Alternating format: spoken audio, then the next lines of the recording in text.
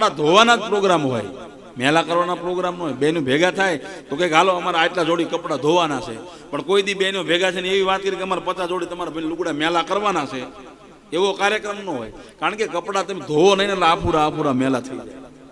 બજારમાં હાવણી લેવા માટે જવે, કચરો લેવાનો ન હોય. એ તો વાળો નહીં એટલે કચરો આપોઆપ આવી જાય. કારણ કે લાયક બનવું ને સમાજને એ બહુ અઘરી વસ્તુ છે. એના માટે જ મહેનત કરવી પડે.